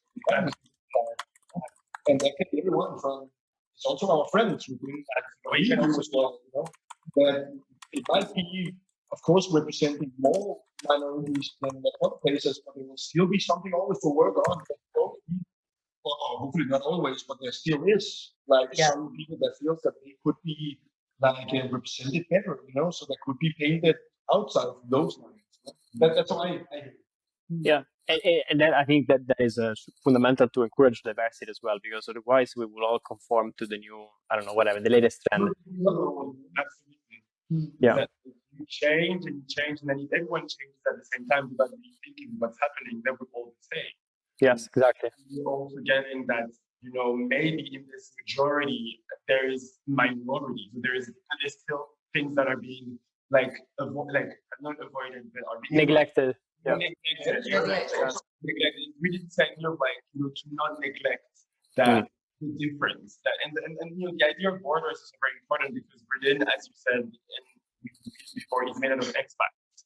Yes. There are people that come from outside of the borders, and yet you live in Berlin and you still feel these borders in many different ways. You still feel them, and the world and the question of borders is very important in the world, and it's very important in the way that it impacts people's lives, like directly or indirectly. So it's important to always keep in mind that there's so much work that can be done. There's so much work that can be done for you directly, and so much that can be done as a group. And when you're a community that has this voice and this representation, then you have the power to maybe change for the small person that is neglected. Definitely. So, and of course, what is that she feels and still feels an underrepresentation of women, in that way means that you come to Berlin, the free city of the world, of as you say, it's already a city outside of the borders, but obviously already there's an underrepresentation of someone, that means that from there's a million other people that also feel there's always work to be done. So exactly. There's still borders in this a lot in this city as well. Yeah, and I hope, in a way, what we were saying before, the industry reset, this year with COVID, and all the shit that happened. Of course, it's a big health crisis. It's a huge economic crisis. Artists, most of them lost their jobs. I hope that is an occasion for us to reset and rethink about what are the values that brought us here. That's the moment I'm looking forward to. The moment that we finally reach the point where we are out of like risk and we can start to think about rebuilding. I want to see what's gonna come out of that. What's the energy gonna be? What the attitude's gonna be? Like, I hope it's gonna be like all of us, because it is.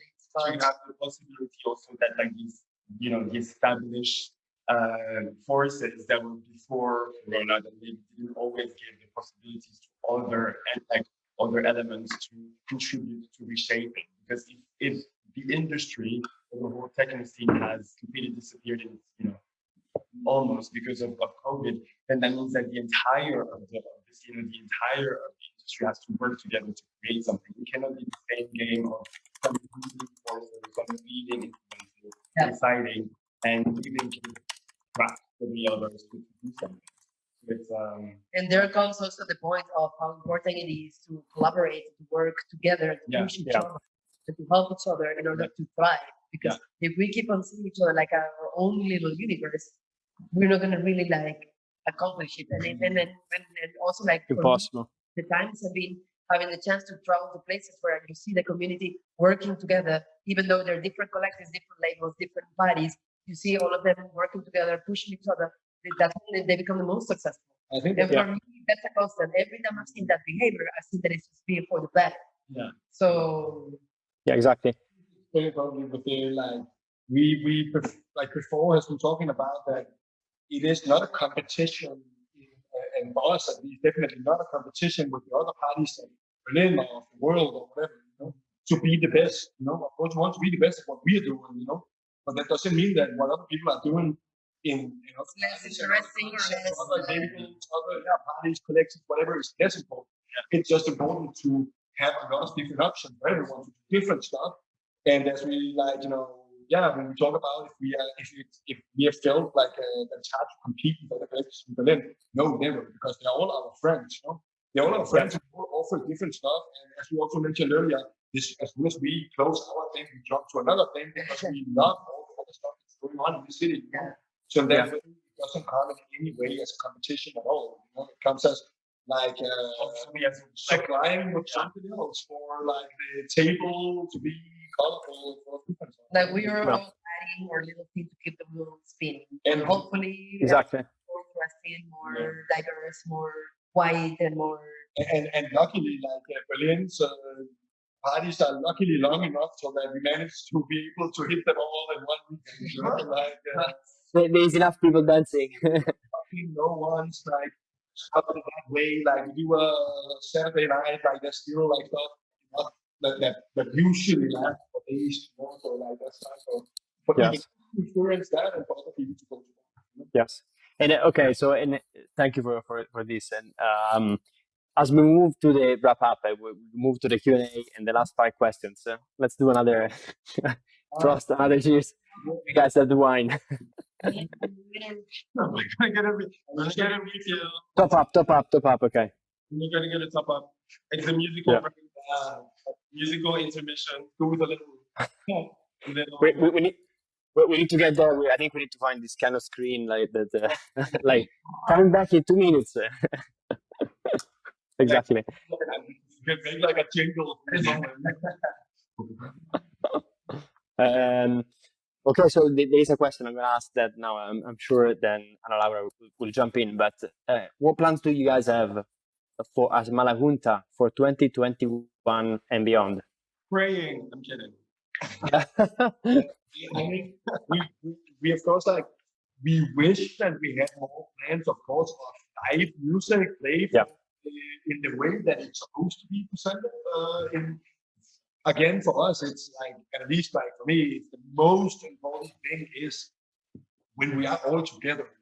Right now it's not possible because of like a world pandemic, but like so that way, of course, we wish that we had more plans than what we had. But now I can talk from me and Anna about that we have some music coming out, like some productions coming out, first time ever. Like we have been spending a lot of time doing music, and finally we have some tracks coming out. Like first tracks will be doing this month actually on like a label called El Café.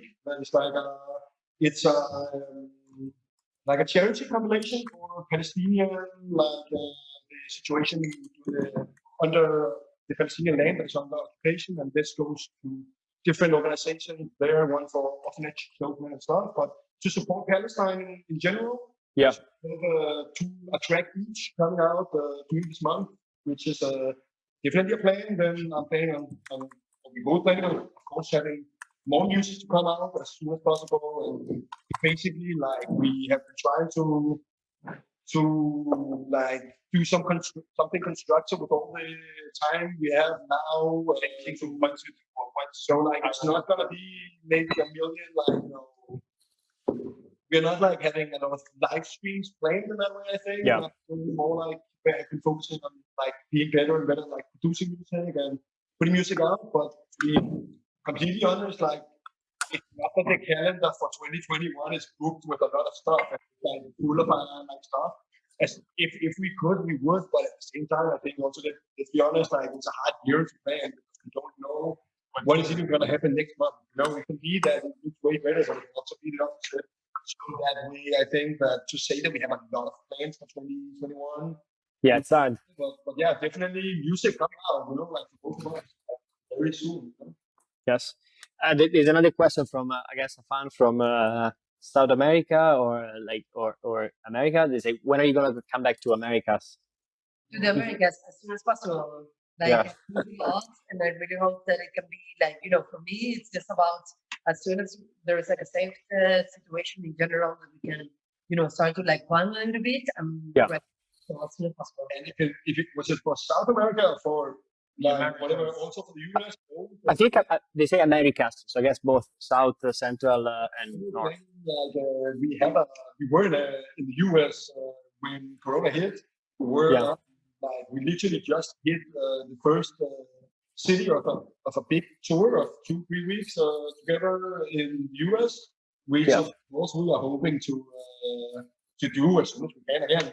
You know, so I guess that in that way we have something lined up as soon as we can. I guess. Yeah, and another question from the audience is what club not in Berlin that you particularly liked, all the 3 of you, or other clubs that you played or you did a Mala Junta event, not in Berlin, that you particularly liked. Yeah, not in Berlin. I gotta say that honestly, like all the places we have had the opportunity to do Mala Junta, they have been really unique and special in its own way. It's been really amazing. Brazil in Copenhagen, like also in Stockholm, in Kiev. It's been really amazing, and as Joachim said, we like last March, right when Corona hit, we were just arrived in the States and we were gonna start a tour in 5 different cities of the States where we were gonna do Mala Junta basically. And we were so excited about all of those. We were gonna go to New York, to like Washington, Miami, LA, Seattle. That is where that's from. And it was a bit crushing because we really arrived the day after Corona hit, and you know, like in last March when Corona hit, the situation started to get bad by the minute. Yes. It was like every minute it was a new development and a new development. And at the end, we just had to like run to the airport and try to like find our way back to Berlin. And to see it all just disappear right in front of your eyes. We flew for 21 hours there and we see it all just like in the first 4 days to just see every date getting cancelled by cancelled. And it was terrible. Terrible. Yeah, it was crushing, but you know, like we just like really looking forward for the situation to get really better. And everybody can know this for sure. Whenever we can be back, we will be back, and we will be back with a lot of energy and a lot of like, you know, a lot of like also learning like process that we've been going through since last year. Like a thing that I've been talking to people, Nayme and Joachim, is about how we want to come back with Mala Junta, because I feel that the first impulse would be to try to do everything exactly the same, but I feel that we need to acknowledge the fact that we're going through this huge situation and that things cannot be exactly the same, that something needs to be different. And it doesn't mean that it has to be something drastic or bad, but we need to now live like acknowledging this situation and then trying to like translate that into something that like really, as I say, acknowledging that we know. I mean, people also after this traumatic experience, it's been need a little bit of healing time. Like it doesn't come from 0 to 100 like that, and everybody is comfortable. Like that way, you have to also be aware of whenever the world can open again. You need to be aware of that people are so like fragile and has been going through a lot. And also considering that everybody, everybody in all the different cities and countries have been having an experience. Some people has been way more affected mentally, spiritually, physically, or by this pandemic. And I think something very important is to be very aware and conscious of this, and to try to think about the decisions you're making and what you're doing, and how can this like reflect and affect the people around you, you know. And that's why we don't want to talk too much about all the plans that we have, because yes, we have a lot of plans and we have a lot of ideas, but we don't want to say anything until we know we're in a safe situation where we can actually like start to like materialize. Do it. We want to wait until the time is right for us to, you know, like what is important to say is that we're ready and the energies are there, the love is there, and we're like looking forward, you know. But back to forward is not to go out there. It's also just like, you know, again, because, you know, one thing that Corona has done is, you know, prevent people from traveling. And, you know, yes, I'm on Jojo for DJs, but then, you know, for the three of us as everyone, for the three of us at the party is the idea of like, and of course for everyone, like, to be able to travel. And so that's something that for sure I think is in the back of our heads, and how to imagine like, because it was so exciting to also be able to have Mala Junta outside of Berlin, how Mala Junta exists and functions. And we want to do more. Exactly. So we want to do more. Yeah. But to the question with the clubs again, I think that we can say that like definitely visit Fast Forward in Trance, funkier, doing the party with Filippa Baccio. Doing the party with Filippa Baccio in Stockholm, and like we were gonna do Unter, and like we've been basically really excited about all the people that we have had the chance to work with, and so we're really looking forward for the time to be right for us. I think I need to say that for a club, as within a club, but it's out yeah, that I love and we all love, especially for sure. Just with Bastian, club and that vibe is something whole other scale. in Georgia. Yeah, it is an amazing club. I've never been yet, but again, like it's on my top list for sure. It's like, yeah, it is as good as everyone says that it is, at least. Yeah, it's very crazy. Yeah, it was one of the last gigs I got to play before Corona. pretty cool. Yeah, I'm the more we talk about clubs and going back to dancing, the more I feel like I know. I want I don't know. It's hard to say because of course we want to be respectful and everything, but like I can't wait to go back to play back in a club or be back just, you know, on a dance floor. It's wet with other people. Yeah. Yes. Sweat in the dark. Really, exactly. Not so much, and we needed so much to sweat in the All dark. the sweat Yeah. in your face. Exactly. Yeah, definitely. Yeah. All right, guys. The last 3 questions. Yeah. Very rapid questions. So, who is a guest that you think we should really speak with, and why? I think someone that is very interesting that you should like maybe like give the time and the for it's a New York producer called Tyga Pop. They are really amazing non-binary artists that have been actually recently released on a very nice record, Yeah. very old school house, scratchy, dry, you know. They're an amazing producer. They also obviously like represent something that is important, not just in musically, because their album Get Free was honestly really like an amazing sound, but obviously they represent something that is important visually and, you know, like spiritually, in the sense of, you know, values and beliefs and representation. I think. Yeah.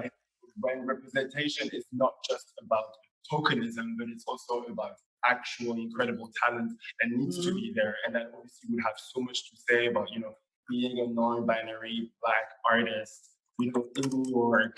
I think we would like to hear about that. Really would love to hear, and When they have definitely on the great- list for guests also. Absolutely. Yeah. And then you were mentioning the other things. Anderson. Yeah. There's another British artist that she did something really amazing, because first contact I had to her work was like a mix that she did, and it's only her own tracks, only her own productions. So it's basically around 30-35 tracks, all made by her. And it's not really techno, it's a bit more wide, and it's a bit more like ravey and lo-fi, but it's still very amazing, really cool, really nice, with a lot of like also house influence. And for sure, like there is a lot of credit to give for you. Like it's present a mix that you did with only your own productions, and it's like very cool 40 tracks that you did. And they're all What's her name? from each other. Ants. Okay. Hence, like ANC, yeah, ANC. ANC. very cool. It's a C. A Z. Yeah. Like Zelda. Yeah, ANC. I think if I can drop one, I would like to see Akua. Like Akua. Akua playing in Party and From Tears, amazing DJ and producer as well. Yeah. And I would love to hear her speak in interviews. Yeah. Also, Very cool. like from Copenhagen, they're like have one of the most amazing, exciting life out there at the moment. Peach Life, for Peach sure. Life. Really, really, really nice. Yeah, Actually, they're also from Copenhagen. From Fast Forward. Fast forward, okay. Like we had this year like a little residency with both Nayme and Mala Junta and HoS Radio. We're gonna have a series of takeovers, and in the next HoS Radio takeover with Ness, we're gonna have Beach Live playing. So that's also like would be a nice opportunity for everybody to check out. And we're also gonna have Kiki come in to play, which is also for sure gonna be fun and also something to not to be missed. Look forward to. Yeah. That's very cool, and I'm gonna check all the artists that you mentioned, and I think if you have we're gonna include the links in the show notes for people who are listening, so you will find also the artists. I'm very curious now, and our last question: what question would you like us to ask our next guest, and without knowing who they're gonna be? That's a good question. That's a good surprise. So that was like, I think it would be something like, how do you think each artist can like provide a little bit of help in order for the whole scene to be rebuilt, like to think about it is a work of all of us, not just like some big clubs or festivals, but like how could each artist do something that could help the scene to rebuild itself and to flourish again. So if it's a short question that needs to be asked into, could be what can we all do better? Maybe? Yeah. Exactly. Yeah. But if it needs to be like, a line that is like, like what? Like what can we all do better, and especially like for the whole, and with the circumstances that we're living, the pandemic and everything. Like what can we all do better in order for our scene to flourish again? Yeah, for the community to be rebuilt and restart. Exactly. Yeah, I like it. Very nice. Guys, this has been a pleasure. I am also getting half drunk. Cheers again. It's been a pleasure. It's a shame we're gonna be in the same room together for restrictions, but I really hope that we can dance together again. I can actually come to Mala Junta very soon. It's sooner rather than later. Yeah, exactly. It will happen. I'm confident. Thank you so much for being with us, and thank you guys for listening. Thank you for listening. Thank you for having us. Thank you for everybody to tune in. And hopefully let's sweat soon together. Yes. That's a big wish. Yes. Thank you. Thank you. Ciao. Ciao. Ciao, ciao. Hello, this is Joseph again. If you made it this far into the podcast, we would love to hear your feedback, and you can leave any comments anonymously or with your name, and also suggest whom we should interview next via the link bit.ly/HOS_feedback. Basically, bit.ly HOS_feedback.